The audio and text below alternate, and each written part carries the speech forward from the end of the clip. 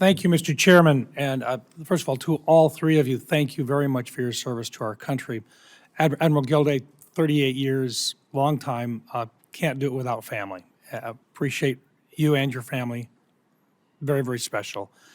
General Berger, thank you very much for your 42 years of service. And once again, without what you do, the services here in the United States simply aren't what they are today. So thank you to both of you.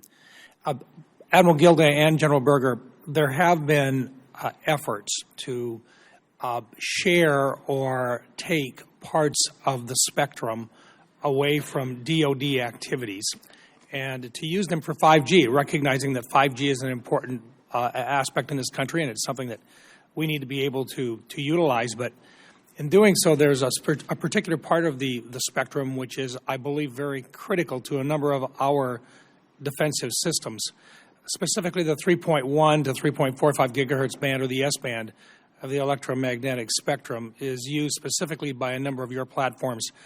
Admiral Gilday, General Berger, could you share with us in this unclassified meeting the types of systems that would be impacted if this transfer of spectrum capability or limitation of a spectrum capability were actually enacted before the September study is completed? Can you share with us how serious this could be to your ability to do your mission? Senator, I'd like to talk about three specific threat areas that I think come to mind when it comes to the very powerful capabilities that we have in that part of the spectrum.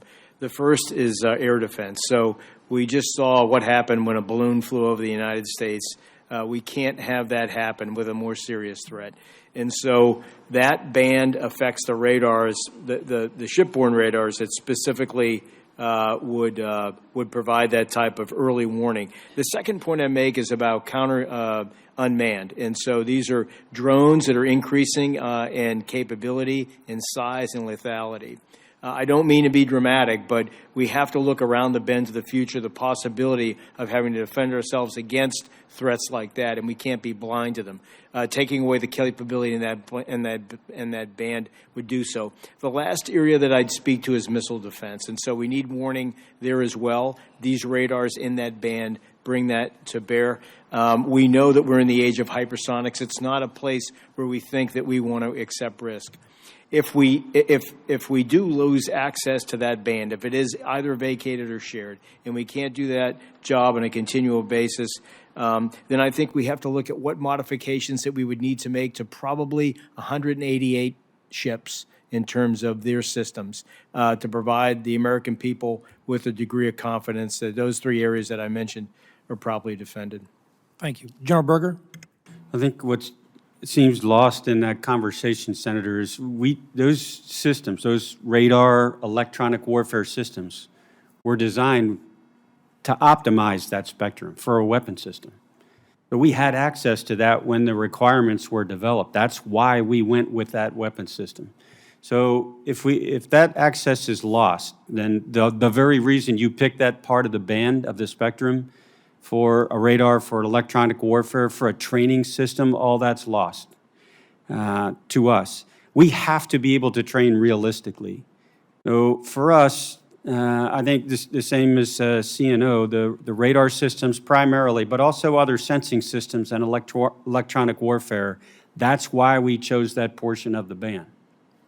Senator, if I could just add, the cost of actually relocating these systems would be enormous. I mean, upwards of $250 billion probably. So I'm really fearful of the secondary consequences that some of these decisions could actually lead us to. Thank you, sir. Would it be fair to say that the state of Hawaii is protected by those systems today, Admiral Gilday? Yes, sir, to some degree. How about the capital of our country, Washington, D.C.? Yes, sir. How about the west coast of the United States today?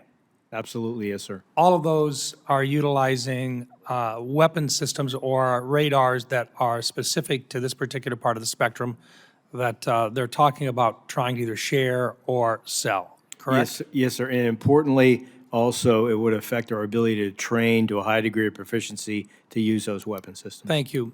My time is expiring. I would I would not want to disappoint the committee. I will ask a question for the record with regard to the USS Boise. Sir. And your plans for not only the USS Boise to actually get it through dry dock, but those other Los Angeles-class attack subs that are behind it in line, that right now we don't have the shipbuilding capacity to be able to get those back in operation in less time than what it took to build them in the first place. Sir. Thank you. Thank you, Mr. Chairman.